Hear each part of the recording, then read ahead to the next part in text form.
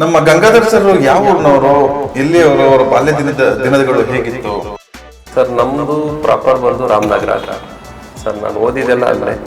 So ಮುಗಿಸಿ ಬೆಂಗಳೂರಿಗೆ ಬಂದಿದ್ದೆ JP ನಗರಕ್ಕೆ. ಸೊ ಬೆಂಗಳೂರಿಗೆ ಬಂದಾಗ ನೀವು ಹೋಟೆಲ್ ಉದ್ಯಮಕ್ಕೇನೆ ಎಂಟ್ರಿ ಆಗ್ಬೇಕು ಅಂತ ಯಾಕೆ ಅನ್ಸುತ್ತೆ ಸರ್?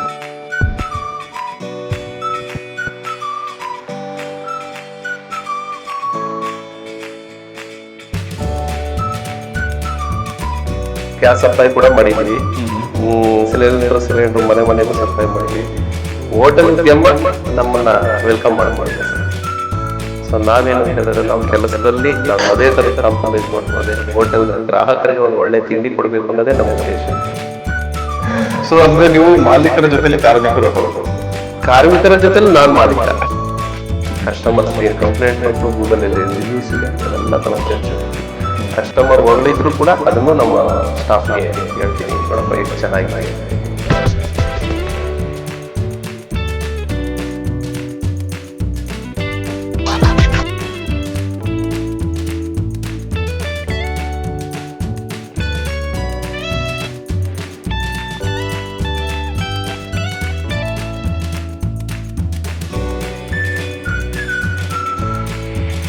ನಮ್ಮ ದಕ್ಷಿಣ ಕೆಫೆ ಓಪನ್ ಆಗಿ 10 ವರ್ಷ ಆಯಿತು.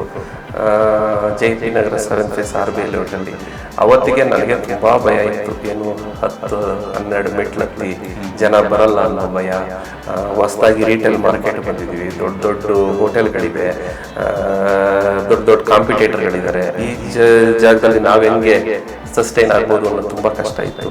10 ವರ್ಷ ಪೂರೈಸಿದ್ದಾರೆ, 10 ವರ್ಷ ನಮ್ಮ ಕೈ ಹಿಡಿದಿದ್ದಾರೆ, ಅದಕ್ಕಿಂತ ದೊಡ್ಡದು ಇನ್ನೇನು ಇಲ್ಲ ಸರ್. ನಮಸ್ಕಾರ ವೀಕ್ಷಕರೇ, ನೀವು ನೋಡ್ತಾ ಇದ್ದೀರಾ ಜನತಾ ನ್ಯೂಸ್ ಕನ್ನಡ.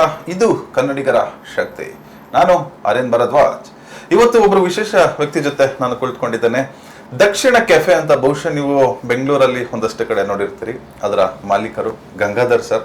ನಮಸ್ತೆ ಸರ್. ನಮಸ್ಕಾರ ಸರ್. ಹೇಗಿದ್ದೀರಿ? ಆರಾಮಿದ್ದೀನಿ ಸರ್. ನಮ್ಮ ಗಂಗಾಧರ್ ಸರ್ ಯಾವ ಊರಿನವರು, ಎಲ್ಲಿಯವರು, ಅವರ ಬಾಲ್ಯ ದಿನಗಳು ಹೇಗಿತ್ತು, ಇದ್ರ ಬಗ್ಗೆ ಹೇಳೋದಾದ್ರೆ? ಸರ್ ನಮ್ದು ಪ್ರಾಪರ್ ಬಂದು ರಾಮನಗರ. ಸರ್ ನಾನು ಓದಿದೆಲ್ಲ ಅಲ್ಲೇ. ಸೊ ಮುಗಿಸಿ ಬೆಂಗಳೂರಿಗೆ ಬಂದಿದ್ದೆ JP ನಗರಕ್ಕೆ. JP ನಗರದಲ್ಲೇ ಒಂದು ಹೋಟೆಲ್ ಉದ್ಯಮದಲ್ಲಿ ಜೀವನ ರೂಪಿಸ್ಕೊಂಡಿದ್ದೀವಿ ಸರ್. ಸೊ ಬೆಂಗಳೂರಿಗೆ ಬಂದಾಗ ನೀವು ಹೋಟೆಲ್ ಉದ್ಯಮಕ್ಕೇನೆ ಎಂಟ್ರಿ ಆಗ್ಬೇಕು ಅಂತ ಯಾಕೆ ಅನಿಸ್ತು ಸರ್? ಸರ್ ಇಲ್ಲ, ಎಲ್ಲಾ ಕೆಲಸಗಳು, ಗ್ಯಾಸ್ ಸಪ್ಲೈ ಕೂಡ ಮಾಡಿದ್ದೀವಿ, ಸಿಲಿಂಡರ್ ಮನೆಗೂ ಸಪ್ಲೈ ಮಾಡಿದ್ದೀವಿ. ಹೋಟೆಲ್ ಉದ್ಯಮ ನಮ್ಮನ್ನ ವೆಲ್ಕಮ್ ಮಾಡ್ಕೊಂಡಿದೆ ಸರ್. ಅದ್ರಲ್ಲಿ ನಮ್ಗೆ ಒಳ್ಳೆ ಕೈ ಹಿಡಿದಿದೆ. ಖಂಡಿತ ಸರ್. ಸೊ ತಮ್ಮ ವಿದ್ಯಾಭ್ಯಾಸದ ಬಗ್ಗೆ ಮಾತಾಡೋದು ಸರ್, ನಾನು ರಾಮನಗರ ಡಿಸ್ಟಿಕ್ನಲ್ಲೇ ಶಿವಕುಮಾರ್ ಸ್ವಾಮೀಜಿ ಸ್ಕೂಲ್ನಲ್ಲಿ ನನ್ನ ವಿದ್ಯಾಭ್ಯಾಸ ಆಯಿತು. ತುಂಬ ಹೆಚ್ಚೇನು ಓದಿಲ್ಲ. ಸೊ ಅಲ್ಲಿಂದ ಮುಗಿಸಿ ನಾನು ಬೆಂಗಳೂರಿಗೆ ಬಂದಿದ್ದೀನಿ ಸರ್. ಬೆಂಗಳೂರಲ್ಲಿ ಸೊ ಮತ್ತೊಂದು ಖುಷಿ ವಿಚಾರ, ದಕ್ಷಿಣ ಕೆಫೆ ಸೊ ಕ್ವಾಲಿಟಿಗೆ ಮತ್ತೆ ಟೇಸ್ಟ್ಗೆ ತುಂಬಾ ಫೇಮಸ್ ಆಗಿರ್ತಕ್ಕಂಥ ಹೋಟೆಲ್ 10 ವರ್ಷಗಳನ್ನ ಪೂರೈಸಿದೆ ಸರ್. ಏನ್ ಹೇಳಕ್ ಇಷ್ಟಪಡ್ತೀರಿ ಸರ್? ಸರ್ ತುಂಬಾ ಖುಷಿ ಆಗುತ್ತೆ ಸರ್. ಅದೆಲ್ಲ ನಮ್ಮ ಗ್ರಾಹಕರ ಸಪೋರ್ಟ್, ನಮ್ಮ ಗ್ರಾಹಕರ ಸಪೋರ್ಟ್ ಇಂದ 10 ವರ್ಷ ಪೂರೈಸಿದ್ವಿ ಸರ್. ತಮ್ಮ ಹೋಟೆಲ್ ಉದ್ಯಮಕ್ಕೆ ಬಂದಾದ್ಮೇಲೆ ತಾವು ಕಂಡಿರ್ತಕ್ಕಂಥ ಏರಿಳಿತಗಳ ಬಗ್ಗೆ ಹೇಳೋದಾದ್ರೆ? ಖಂಡಿತ ಸರ್, ಎಲ್ಲಾ ತರದ್ದು ಇರುತ್ತೆ. ಸೊ ನಾವೇನಂತ ಹೇಳಿದ್ರೆ, ನಾವು ಕೆಲಸದಲ್ಲಿ ನಾವು ಯಾವುದೇ ತರದ್ ಕಾಂಪ್ರಮೈಸ್ ಮಾಡ್ಕೊಳ್ಳದೆ ಹೋಟೆಲ್ ಗ್ರಾಹಕರಿಗೆ ಒಂದು ಒಳ್ಳೆ ತಿಂಡಿ ಕೊಡಬೇಕು ಅನ್ನೋದೇ ನಮ್ಮ ಉದ್ದೇಶ. ಸೊ ಅದರಲ್ಲಿ ನಾವು ಹೋಗ್ತಾ ಇರ್ತೀವಿ. ದಿನ ಅಪ್ ಅಂಡ್ ಡೌನ್ಸ್ ಇದ್ದೇ ಇರುತ್ತೆ. ಅದೆಲ್ಲ ಸರಿ ಸಮಾನ ತಗೊಂಡು ಇವಾಗ ಎಷ್ಟು ಬ್ರಾಂಚಸ್ ಇದೆ ಸರ್? ಸರ್ ಈಗ ಸದ್ಯಕ್ಕೆ 2 ಬ್ರಾಂಚ್ ಇದೆ ಸರ್. ಎಲ್ಲೆಲ್ಲಿದೆ ಸರ್? ವಿಗಾ ಸಿಟಿ ಮಾಲ್ ಎದುರುಗಡೆ ಬನ್ನೇರಘಟ್ಟ ರೋಡ್ ಕಾರ್ನರ್ ಅಲ್ಲಿ ಇದೆ. ಸೊ ಅಲ್ಲೊಂದಿದೆ, ಮತ್ತೆ RBI ಲೇಔಟ್ ಅಲ್ಲಿ ಇದೆ ಸರ್. JP ನಗರ 7 ಫೇಸ್ RBI ಲೇಔಟ್ ಅಲ್ಲಿ. ಸೊ ನಾನು ಬಂದಿದ್ದು RBI ಲೇಔಟ್ ಬಂದಿದೆ. ಸೊ ಒಳ್ಳೆ ತಿಂಡಿ ಕೊಟ್ಟೆ ಸರ್. ನಾನು ವೈಯಕ್ತಿಕವಾಗಿ ಟೇಸ್ಟ್ ಮಾಡಿದೆ. ಸೊ ನಮ್ಮ ಜನತಾ ನ್ಯೂಸ್ ಕನ್ನಡ ವೀಕ್ಷಕರಲ್ಲೂ ಕೂಡ ನಾನು ಕೇಳ್ಕೊಳ್ಳೋದೇನು ಅಂತ ಹೇಳಿದ್ರೆ, ತಾವೇನಾದ್ರೂ RBI ಲೇಔಟ್ ಕಡೆ ಹೋದಾಗ ಹಾಗೂ ವೆಗಾ ಸಿಟಿ ಮಾಲ್ ಹತ್ರ ಹೋದ್ರೆ, ಹೊಟ್ಟೆ ಹಸಿದ್ರೆ ಫಸ್ಟ್ ನೆನ್ಪು ಮಾಡ್ಕೊಳ್ಳಿ, that is one and only Dakshina cafe. ಅಲ್ಲೋಗಿ ಒಮ್ಮೆ ಟೇಸ್ಟ್ ಮಾಡಿ ಹೇಗಿತ್ತು ಅಂತ ಓನರ್ಗೆ ಬೇಕಾದ್ರೆ ಹೇಳಿ. ಬಿಕಾಸ್ ನಾನು ವೈಯಕ್ತಿಕವಾಗಿ ಟೇಸ್ಟ್ ಮಾಡಿದ್ದೀನಿ, ತುಂಬಾ ಸೂಪರ್ ಆಗಿದೆ. ಆಸ್ ಆಫ್ ನಾವು ಎಷ್ಟು ಜನಕ್ಕೆ ತಾವು ಉದ್ಯೋಗ ಅವಕಾಶವನ್ನು ಕಲ್ಪಿಸಿದಿರಿ ಸರ್? ಸರಿ, 2 ಬ್ರಾಂಚ್ ಸೇರಿ ಒಂದು 70-80 ಜನ ಕೆಲಸಗಾರರಿದ್ದಾರೆ. ಒಂದು 70-80 ಕುಟುಂಬಗಳು ಖಂಡಿತ. ಇವತ್ತು ತಮ್ಮ ದಕ್ಷಿಣ ಕೆಫೆ ಇನ್ಕ್ಲೂಡಿಂಗ್ ನಮ್ಮನ್ನು ಸೇರಿಸಿದ್ರೆ 70-80 ಜನ. ಸೊ ಅಂದ್ರೆ ನೀವು ಮಾಲೀಕರ ಜೊತೆಲಿ ಕಾರ್ಮಿಕರು? ಹೌದು, ಕಾರ್ಮಿಕರ ಜೊತೆಲಿ ನಾನು ಮಾಲೀಕ, ಕಾರ್ಮಿಕರ ಜೊತೆಲಿ ನಾನು ಒಬ್ಬ ಕಾರ್ಮಿಕ. ಸೂಪರ್ ಸರ್, ಒಳ್ಳೆ ಮಾತು ಹೇಳಿದ್ರಿ. ಹೀಗೆ ಹೊಸದಾಗಿ ಈ ಒಂದು ಹೋಟೆಲ್ ಉದ್ಯಮ ಒಂದು ಎವಲ್ಯೂಷನ್ ಆಗ್ತಾ ಇದೆ. ತುಂಬ ಜನ IT ಎಂಪ್ಲಾಯೀಸು ಮತ್ತೆ ಈ ಬೇರೆ ಬೇರೆ ಇಂಡಸ್ಟ್ರಿ ಇರ್ತಕ್ಕಂಥವ್ರು ಕೂಡ ಈಗ ಹೋಟೆಲ್ ಉದ್ಯಮಕ್ಕೆ ಏನೋ ಬರ್ತಾ ಇದ್ದಾರೆ. ಈ ಮೊಬೈಲ್ ಕ್ಯಾಂಟೀನ್ ಅಂತ ಸ್ಟಾರ್ಟ್ ಆಗಿದೆ, ಕ್ಲೌಡ್ ಕಿಚನ್ ಅಂತ ಸ್ಟಾರ್ಟ್ ಆಗಿದೆ. ಇವೆರಡರ ಮಧ್ಯೆ ಈ ತರ ಒಂದು ಸೆಟಲ್ಡ್ ಹೋಟೆಲ್ ಉದ್ಯಮ ಯಾವ ರೀತಿ ಸಬಲವಾಗಿ ನಿಲ್ಬಲ್ರದು ಸರ್? ಸರ್ ನಮ್ಮಲ್ಲಿ ಏನಿದೆ ಅಂತ ಹೇಳಿದ್ರೆ ನಾವು ಹೆಚ್ಚಿನಾಗಿ ನಾವು ಸೌತ್ ಇಂಡಿಯನ್ ಫುಡ್ಗೆ ನಾವು ಆದ್ಯತೆ ಕೊಡ್ತೀವಿ. ಸೌತ್ ಇಂಡಿಯನ್ ಫುಡ್ಡಲ್ಲಿ ಏನಂದರೆ ಎಲ್ಲ ಲೈವ್ ಐಟಮ್ಸ್. ಸೊ ಗ್ರಾಹಕರು ಒಂದು ಹೋಟೆಲ್ಗೆ ಬಂದರೆ ಅವ್ರಿಗೆ ಏನು ಬೇಕು ಅನ್ನೋದನ್ನ ನಾವು ತಿಳ್ಕೊಬೇಕು. ಅಷ್ಟು ಅದನ್ನು ಶುದ್ಧವಾಗಿ, ಶುಚಿಯಾಗಿ, ಸ್ವಚ್ಛವಾಗಿ, ಫ್ರೆಶ್ ಆಗಿ ಅದನ್ನು ಕೊಟ್ಟರೆ ಅದು ತುಂಬ ಖುಷಿಯಾಗಿ ಹೋಗ್ತಾರೆ ಸರ್. ಅದೇ ನಮ್ಗೆ ಆಶೀರ್ವಾದ. ನೀವು ಅವಾಗಲೇ ಒಂದು ಮಾತು ಹೇಳಿದ್ರಿ, ನಮ್ಮ ಹೋಟೆಲ್ನಲ್ಲಿ ನಮ್ಮ ಗ್ರಾಹಕರು ಬಂದು ಹಣ ಕೊಟ್ಟು ಊಟ ಮಾಡಿ ಹೋಗ್ಬೇಕಾದ್ರೆ ತುಂಬಾ ಚೆನ್ನಾಗಿದ್ದಪ್ಪ, ಹೊಟ್ಟೆ ತುಂಬ ಅನ್ಕೊಂಡೋದ್ರೆ ನಮ್ಗೆ ಆಶೀರ್ವಾದ. ಖಂಡಿತ ಸರ್. ಸೊ ಅವ್ರೇನಾದ್ರೆ ಚೆನ್ನಾಗಿರ್ಲಿಲ್ಲ, ಪ್ರೈಸ್ ಜಾಸ್ತಿ, ಈ ತರ ಎಲ್ಲ ಮಾತಾಡೋದು ನಮ್ಗೆ ಶಾಪ್ ಆಗಿ ತಟ್ಬೋದು. ಖಂಡಿತ ಸರ್. ಇದ್ರ ಬಗ್ಗೆ ಯಾವ ರೀತಿ ನಿಮ್ ಸ್ಟಾಫ್ ನ ಮ್ಯಾನೇಜ್ ಮಾಡ್ತೀವಿ, ಮೀಟಿಂಗ್ ಎಲ್ಲ ತಗೊಳ್ತೀನಿ ಸರ್? ನನ್ನ ಸ್ಟಾಫ್ಗೆ ಹೇಳೋದೇ ಅದು, ನಾವು ಎಷ್ಟು ಜನ್ಮದ ಪುಣ್ಯನ ಗೊತ್ತಿಲ್ಲ, ಈ ಉದ್ಯಮದಲ್ಲಿ ಇದ್ದೀವಿ, ಇದರಲ್ಲಿ ಆದಷ್ಟು ನಾವು ಅವ್ರನ್ನ ತೃಪ್ತಿ ಪಡಿಸೋದಕ್ಕೆ ಪ್ರಯತ್ನ ಪಡೋಣ. ಗ್ರಾಹಕರು ಬಂದು ಖುಷಿಯಿಂದ ಹೋದ್ರೆ ಅದೇ ನಮ್ಗೆ ಆಶೀರ್ವಾದ. ಸೊ ಅದನ್ನೇ ನಾನು ಎಲ್ಲ ಸ್ಟಾಫ್ಗೂ ನಾನು ಹೇಳೋದು. ನಿಮ್ ಸ್ಟಾಫ್ಗೆ ಪ್ರತಿ ವೀಕ್ ಮೀಟಿಂಗ್ ತಗೊಳ್ತೀವಿ, ಕಸ್ಟಮರ್ ರಿವ್ಯೂಸ್ ತಗೊಳ್ತೀವಿ. ಖಂಡಿತ. ನಾನು ಗೂಗಲ್ ಅಲ್ಲೂ ಕೂಡ ಜಸ್ಟ್ ಚೆಕ್ ಮಾಡ್ತಾ ಇದ್ದೆ. ಗೂಗಲ್ ಅಲ್ಲೂ ಒಂದೇ ನಂಬರ್ ಇದೆ. ಗೂಗಲ್ ರಿವ್ಯೂಸು ಎಲ್ಲ ರಿವ್ಯೂಸ್ನು ನಾವು ಪರಿಗಣಿಸ್ತೀವಿ. ಅಲ್ಲಿ ಎವ್ರಿ ವೀಕ್ ಮೀಟಿಂಗ್ ತಗೊಬೇಕಿದ್ರೆ ಕಸ್ಟಮರ್ಸ್ ಏನು ಕಂಪ್ಲೇಂಟ್ ಬಂತು, ಗೂಗಲಲ್ಲಿ ಏನು ರಿವ್ಯೂಸ್ ಇದೆ ಅದನ್ನೆಲ್ಲ ತಗೊಂಡು ಚರ್ಚೆ ಮಾಡ್ತೀವಿ. ಕಸ್ಟಮರ್ ಹೊಗಳಿದ್ರು ಕೂಡ ಅದನ್ನು ನಮ್ಮ ಸ್ಟಾಫ್ಗೆ ಹೇಳ್ತೀನಿ, ನೋಡಪ್ಪ ಇದು ಚೆನ್ನಾಗಿದೆ ಅಂತ ಹೇಳಿ. ಸೊ ಅವ್ರು ತಪ್ಪು ಮಾಡಿದ್ರು ಖಂಡಿತ ಅದನ್ನು ತಿದ್ದ ಪ್ರಯತ್ನ ನಾವು ಮಾಡ್ತೀವಿ. ಮುಂದೆ ಏನೆಲ್ಲ ಕನಸನ್ನ ಇಟ್ಕೊಂಡಿದ್ದೀರಿ ಸರ್? ಸರ್ ಇದೇ ಥರ ನಮ್ಗೆ ಎಷ್ಟು ದಿನ ಈ ಶಕ್ತಿ ಇರುತ್ತೆ, ಒಳ್ಳೆ ಗ್ರಾಹಕರಿಗೆ ಒಳ್ಳೆ ತಿಂಡಿ ಕೊಡಬೇಕು, ಒಳ್ಳೆ ಸರ್ವಿಸ್ ಕೊಡಬೇಕು, ಇದೇ ನಮಗೆ ಗುರಿ ಸರ್, ಬೇರೆ ಏನೇನು. ಮತ್ತೊಂದು ವೆರಿ ವೆರಿ ಇಂಟ್ರೆಸ್ಟಿಂಗ್ ಕ್ವಶನ್, ಏನು ದಕ್ಷಿಣ ಕೆಫೆ ಯಾಕೆ ನಿಮ್ಮ ಮನಸ್ಸಲ್ಲಿ ಬಂತು ದಕ್ಷಿಣ ಕೆಫೆ ಅಂತಾನೆ ಇಡಬೇಕು? ಸರ್ ನಾನು ಫಸ್ಟಿಗೆ ಕಾರ್ಪೊರೇಟ್ ಕೇಟರಿಂಗ್ ಮಾಡ್ತಾ ಇದ್ದೆ. ಕಾರ್ಪೊರೇಟ್ ಕೇಟರಿಂಗಲ್ಲಿ ಸೊ ದೋಸಾ ಎಕ್ಸ್ಪ್ರೆಸ್ ಅನ್ನೋದು ಒಂದೇ ನನ್ನ ಬ್ರ್ಯಾಂಡ್ ಇದು. ಅದರಲ್ಲೆಲ್ಲ ಸೌತ್ ಇಂಡಿಯನ್ ಫುಡ್ನೇ ಜಾಸ್ತಿ ನಾನು ಮಾಡ್ಕೊಂಡು ಬಂದಿದ್ದೆ. ಸೊ ಅದರಿಂದ ಅದು ಸೌತ್ ಇಂಡಿಯನ್ ಫುಡ್ ಕಾನ್ಸೆಪ್ಟಲ್ಲೇ ನಾನು ಮಾಡೋದ್ರಿಂದ ದಕ್ಷಿಣ್ ಕೆಫೆ ಅಂತ ಅನ್ನೋ ಹೆಸರು ತುಂಬ ಕ್ಯಾಚ್ ಆಗಿತ್ತು. ಮತ್ತು ನಮ್ಮ ಲೋಗೋ ಆ ಟೈಮಲ್ಲಿ ಕ್ರಿಯೇಟ್ ಆದಂಥದ್ದು ಅದನ್ನು ತುಂಬ ಚೆನ್ನಾಗಿ ಬಂತು. ಸೊ ಅದನ್ನೇ ದಕ್ಷಿಣ್ ಕೆಫೆ ಅನ್ನೋ ಹೆಸರನ್ನೇ ಇಡಕ್ಕೆ ರೀಸನ್ ಅಷ್ಟೇ. ಸೊ ನೀವು ಕಾರ್ಪೊರೇಟ್ ಇಂಡಸ್ಟ್ರಿಯಲ್ಲಿ ಕಾರ್ಪೊರೇಟ್ ಕೇಟರಿಂಗ್ ಮಾಡ್ತಾ ಇದ್ದೆ ಸರ್. ಕಾರ್ಪೊರೇಟ್ ಕೇಟರಿಂಗ್ ಒಂದು 10 ವರ್ಷ ಮಾಡಿದ್ದೆ. ಅದೇ ಸ್ಟ್ಯಾಂಡರ್ಡ್ನ ನಾವು ರಿಟೇಲ್ ಎಲ್ಲ ತಂದಿದ್ವಿ.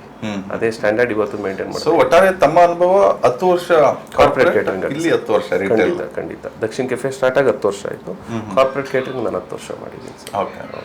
ಸೊ ತುಂಬಾ ಜನಕ್ಕೆ ಬೆಂಗಳೂರಲ್ಲಿ NRIs ಇರ್ಬೋದು, ಇವರೆಲ್ಲ ದೋಸೆ ತಿನ್ಬೇಕು ಅನ್ಕೊಂಡೇ ಬರ್ತಾರೆ. ಬೆಂಗಳೂರಲ್ಲಿ ಯೂಶಲಿ ಸ್ಪೆಷಲಿ ದೋಸೆ ತಿನ್ನೋ ಒಂದು ವರ್ಗನೇ ಇದೆ. ಹೌದು ಸರ್. ಸೊ ನಾನು ಟೇಸ್ಟ್ ಮಾಡಿದಂತೆ ದೋಸೆ ಆಸಮ್ ಆಗಿತ್ತು ಸರ್. ಯಾವ ರೀತಿ ಪ್ರಿಪೇರ್ ಮಾಡ್ತೀರಾ ದೋಸೆ? ಯಾಕೆ ಕೆಲವೊಬ್ರು ಅನ್ಕೋತಿರ್ತಾರ ಅಲ್ಲಿ ತಿಂದವರು, ನಮ್ಮ ಮನೇಲಿ ಯಾಕೆ ಈ ರೀತಿ ಆಗಲ್ಲ, ಇಲ್ಲಿ ಇಷ್ಟು ಸಖತ್ತಾಗಿ ಆಗುತ್ತೆ ಅಂತ ಹೇಳ್ತಾರೆ. ಖಂಡಿತ. ಏನಂತ ಹೇಳಿದ್ರೆ ನಾವು ಯೂಸ್ ಮಾಡುವಂಥ ಎಕ್ವಿಪ್ಮೆಂಟು, ಯೂಸ್ ಮಾಡುವಂಥ ಇಂಗ್ರೀಡಿಯೆಂಟು, ಮತ್ತೆ ನಮ್ದು ಪ್ರೋಸೆಸ್ ಏನಿರುತ್ತೆ ಅದು ನ್ಯಾಚುರಲ್ ಆಗಿ ಇದ್ಬಿಟ್ರೆ ಖಂಡಿತ ಇದೆಲ್ಲ ಬಂದೇ ಬರುತ್ತೆ. ಮನೆ ಒಳಗಡೆ ನಾವು ಹೋಟೆಲಲ್ಲಿ ಯೂಸ್ ಮಾಡುವಂಥ ಎಕ್ವಿಪ್ಮೆಂಟ್ಗಳು ಯೂಸ್ ಮಾಡೋಕ್ಕಾಗಲ್ಲ. ಅದರ್ವೈಸ್ ಮನೆಯಲ್ಲಿ ಏನು ಇಂಗ್ರೀಡಿಯೆಂಟ್ಸ್ ಯೂಸ್ ಮಾಡ್ತಾರೆ ಅದೇ ಇಂಗ್ರೀಡಿಯೆಂಟ್ ನಾವು ಹೋಟೆಲಲ್ಲಿ ಯೂಸ್ ಮಾಡ್ತೀವಿ. Natural process sir. ಯಾವುದೇ ಥರದ್ದು ಅಜಿಟಮೋಟೋ, ಇನ್ನೊಂದು ಕಲ್ಲರು, ಅದು ಇದು ಯಾವುದು ಹಾಕಲ್ಲ. ನ್ಯಾಚುರಲ್ ಪ್ರೋಸೆಸ್ ಏನಿದೆ ಅದನ್ನು ಫಾಲೋ ಮಾಡ್ತೀವಿ. ನಾನು ತಮ್ಮ ಒಂದು ಎಂಪ್ಲಾಯ್ಸ್ ಜೊತೆ ಮಾತಾಡಬೇಕಾದ್ರೆ ಮತ್ತೆ ನಾನು ಒಂದಷ್ಟು ಮಾಹಿತಿಯನ್ನು ಕಲೆ ಆಗ್ತಾ ಗೊತ್ತಾಗಿದ್ದು, ಸಡನ್ ಆಗಿ ಒಂದು 2020-21 ಸಾಲಲ್ಲಿ ಕರೋನಾ ಅಂತ ಒಂದು ಸಮಸ್ಯೆ ಬಂದಾಗ ತಾವು ನಿಮ್ಮಲ್ಲಿ ಇರ್ತಕ್ಕಂಥ ಎಲ್ಲ ಎಂಪ್ಲಾಯೀಸ್ನು ಕೂಡ ಎಲ್ರಿಗೂ ಕೂಡ ತುಂಬ ಸಹಕಾರ ಕೊಟ್ಟು ಬಿಸ್ನೆಸ್ ನಡೆದಂಥ ಸಮಯದಲ್ಲೂ ಕೂಡ ನೋಡ್ಕೊಂಡ್ರೆ ಅಂತ ಹೇಳಿ, ಆ ಒಂದು ಸಂದರ್ಭ ನೀವು ಯಾವ ರೀತಿ ಫೇಸ್ ಮಾಡಿದ್ರಿ ಸರ್? ಅಂದರೆ ಕೊರೋನಾದಲ್ಲಿ ನಮ್ದು ಏನಾಯ್ತು ಅಂದರೆ ನಮ್ದು ಈಗ ಆನ್ಲೈನಲ್ಲೂ ತುಂಬ ಪಾಪ್ಯುಲರ್ ಆಗಿದೆ. ಸ್ವಿಗ್ಗಿ ಝೊಮ್ಯಾಟೋದಲ್ಲಿ ತುಂಬ ಆರ್ಡರ್ಸ್ ಬರುತ್ತೆ. ಸೊ ನನಗೆ ಒಂದು ಟೈಮಲ್ಲಿ ಸ್ವಿಗ್ಗಿಯಿಂದ ಅವಾರ್ಡ್ ಕೂಡ ಬಂದಿದೆ. ಸೊ ಈ ಕೊರೋನಾದಲ್ಲೂ ಕೂಡ ಆನ್ಲೈನ್ ಬಿಸ್ನೆಸ್ ಇತ್ತು. ಕೆಲವು ಎಂಪ್ಲಾಯೀಸ್ ನಾನು ಊರಿಗೆ ಹೋಗ್ತೀನಿ ಅನ್ನೋರಿಗೆಲ್ಲ ರಜಾ ಕೊಟ್ಟು ಕಳಿಸಿದ್ವಿ. ಇನ್ನಿದ್ದಂಥ ಎಂಪ್ಲಾಯೀಸ್ಗೆ ಎಲ್ಲರಿಗೂ ಕೆಲಸ ಕೊಟ್ವಿ. ಸೊ ಆ ಟೈಮಲ್ಲೂ ಆನ್ಲೈನ್ ಬಿಸ್ನೆಸ್ ನಮ್ದು ನಡೀತು ಸರ್. ತುಂಬ ಹೆಚ್ಚಿನ ತೊಂದರೆ ಏನಾಗಿಲ್ಲ ನಮಗೆ. ಸೊ ಈ ಪ್ರಸ್ತುತ ದಿನಮಾನದಲ್ಲಿ ಈಗೊಂದು ಇಶ್ಯೂ ತುಂಬ ಯಥೇಚ್ಛವಾಗಿ ಎಲ್ಲರೂ ಕೂಡ ಫೇಸ್ ಮಾಡ್ತೇವೆ. ಬಹುಶಃ ಈ ಹೋಟೆಲ್ ಇಂಡಸ್ಟ್ರಿಯವರು ಎಷ್ಟೋ ಹೋಟೆಲ್ ಮುಚ್ಚುವಂಥ ಸ್ಥಿತಿಗೂ ಬಂದಿದ್ದಾವೆ. ನಾನು ಕೂಡ ನೋಡಿದೆ ಈ ಗ್ಯಾಸ್ ಸಮಸ್ಯೆ. ಹೌದು ಸರ್. ಸೊ ನೀವು ಒಂದಷ್ಟು ಏನಾದರೂ ಬದಲಾವಣೆ ಮಾಡಿಕೊಂಡ್ರೆ ಈ ಒಂದು ಸರ್ ನೋಡಿ, ಇದೇನಂತ ಹೇಳಿದ್ರೆ ನಾನು ಮೊದಲೇ ಹೇಳಿದೆ 10 ವರ್ಷ ನಾನು ಕಾರ್ಪೊರೇಟ್ ಕೇಟರಿಂಗಲ್ಲಿ ಮಾಡಿದ್ದೀನಿ ಅಂತೇಳಿ. ಕಾರ್ಪೊರೇಟ್ ಕೇಟರಿಂಗಲ್ಲಿ ಏನಾಗುತ್ತೆ, ಗ್ಯಾಸ್ ಅಲೋ ಇರಲ್ಲ, ಎಲೆಕ್ಟ್ರಿಕ್ ಎಕ್ವಿಪ್ಮೆಂಟ್ ಮಾತ್ರ ಇತ್ತು. Okay. ಸೊ ಆ ಟೈಮಲ್ಲಿ ನಾವು ಕೆಲವೊಂದು ಒಳ್ಳೊಳ್ಳೆ ಎಕ್ವಿಪ್ಮೆಂಟ್ಗಳು ಯಾವ್ದಿದೆ ಅದನ್ನೆಲ್ಲ ಉಪಯೋಗಿಸಿದ್ದು. ಸೊ ನನಗೆ ಗ್ಯಾಸ್ ಪ್ರಾಬ್ಲಮ್ ಆಯಿತು ಅಂದ ತಕ್ಷಣ ಫಸ್ಟ್ ನಾನು ಹಾಕಿದ್ದೆ ಎಲೆಕ್ಟ್ರಿಕ್ ಇಂಡಕ್ಷನ್ ಎಕ್ವಿಪ್ಮೆಂಟ್ಗಳು ಅಂದ್ರೆ ಸ್ವಲ್ಪ ಹಾಕೊಂಡಿದ್ದೀನಿ. ಸೊ ಸ್ವಲ್ಪ ಪ್ರಮಾಣದಲ್ಲಿ ಗ್ಯಾಸ್ ಸಿಗ್ತಾ ಇದೆ, ಎರಡೂ ಬ್ಯಾಲೆನ್ಸ್ ಮಾಡ್ತಾ ಇದ್ದೀವಿ. ಈ ತುಂಬಾ ಜನ ಫುಲ್ ಫ್ಲೆಡ್ಜ್ ಗ್ಯಾಸ್ ಅಲ್ಲೇ ಡಿಪೆಂಡ್ ಆಗಿರೋರಿಗೆ ಇದು ಬಹುಶಃ ಬಿಸಿ ತಟ್ಟೆ ಸ್ವಲ್ಪ ಕಷ್ಟ ಆಗುತ್ತೆ ಅವ್ರಿಗೆ ಕಷ್ಟ ಆಗುತ್ತೆ. ಸೊ ಕಮರ್ಷಿಯಲ್ ಗ್ಯಾಸ್ ಕೂಡ ಇವಾಗ ಅವೈಲೇಬಲ್ ಇಲ್ಲ, ಖಂಡಿತ ಇಲ್ಲ. ಸೊ ಹೈ ಪ್ರೈಸ್ ಇದೆ. ಆಗ್ತಾ ಇದೆ. ಸೊ ಎಷ್ಟೋ ಜನ ಈ ಪ್ರೈಸಿಂಗ್ ಅಲ್ಲೂ ಕೂಡ ವೇರಿಯೇಷನ್ ಆದ ಕಸ್ಟಮರ್ ಕೂಡ ದೂರ ಆಗೋ ಚಾನ್ಸಸ್ ಇದೆ. ಖಂಡಿತ ಸರ್, ಖಂಡಿತ. ಕೊನೆಯದಾಗಿ ತಮ್ಮ ಮನಸ್ಸಿನಲ್ಲಿ ಇಲ್ಲ ಈ ಒಂದು ವಿಚಾರಗಳನ್ನ ನಾನು ಸಮಾಜಕ್ಕೆ ತಲುಪಿಸ್ಲೇಬೇಕು ಅಥವಾ ನಾನು ಈ ವಿಚಾರವನ್ನ ಹಂಚ್ಕೋಬೇಕು ಅನ್ನೋದು ಯಾವ್ದಾರು ಇದ್ರೆ ಹೇಳೋದಾದ್ರೆ ಸರ್. ಖಂಡಿತ. ನಮ್ಮ ದಕ್ಷಿಣ ಕೆಫೆ ಓಪನ್ ಆಗಿ 10 ವರ್ಷ ಆಯಿತು. JP ನಗರ 7 ಫೇಸ್ RBI ಲೇಔಟಲ್ಲಿ. ಅವತ್ತಿಗೆ ನನಗೆ ತುಂಬ ಭಯ ಇತ್ತು, ಏನು 10-12 ಮೆಟ್ಲತ್ತಿ ಜನ ಬರಲ್ಲ ಅನ್ನೋ ಭಯ. ಹೊಸ್ದಾಗಿ ರೀಟೇಲ್ ಮಾರ್ಕೆಟ್ ಬಂದಿದ್ದೀವಿ, ದೊಡ್ಡ ದೊಡ್ಡ ಹೋಟೆಲ್ಗಳಿದೆ, ದೊಡ್ಡ ದೊಡ್ಡ ಕಾಂಪಿಟೇಟರ್ಗಳಿದ್ದಾರೆ. ಈ ಜಾಗದಲ್ಲಿ ನಾವು ಹೆಂಗೆ ಸಸ್ಟೈನ್ ಆಗ್ಬೋದು ಅನ್ನೋದು ತುಂಬ ಕಷ್ಟ ಇತ್ತು. 10 ವರ್ಷ ಪೂರೈಸಿದ್ದಾರೆ, 10 ವರ್ಷ ನಮ್ಮ ಕೈ ಹಿಡಿದಿದ್ದಾರೆ, ಅದಕ್ಕಿಂತ ದೊಡ್ಡದು ಇನ್ನೇನು ಇಲ್ಲ ಸರ್. ಕೊನೆಯದಾಗಿ ನಮ್ಮ ಜನತಾ ನ್ಯೂಸ್ ಕನ್ನಡ ವೀಕ್ಷಕರಿಗೆ ಏನು ಹೇಳಕ್ಕೆ ಇಷ್ಟಪಡ್ತೀರಿ ಸರ್? ತುಂಬ ಧನ್ಯವಾದಗಳು. ನಮ್ಮಂಥ ಸಣ್ಣ ಪುಟ್ಟ ಹೋಟೆಲ್ ಉದ್ಯಮದಲ್ಲಿರೋರನ್ನ ಗುರುತಿಸಿ ಒಂದು ಅವಾರ್ಡ್ ಕೊಡ್ತಾ ಇದ್ದೀರಾ. ತುಂಬ ತುಂಬ ಧನ್ಯವಾದಗಳು ಸರ್. ಮತ್ತೊಮ್ಮೆ ಪ್ರೀತಿಯಿಂದ ಆಹ್ವಾನ ನೀಡ್ತಾ ಇದ್ದೇವೆ. ಕಂಗ್ರ್ಯಾಚುಲೇಷನ್ಸ್ ಮತ್ತೊಮ್ಮೆ.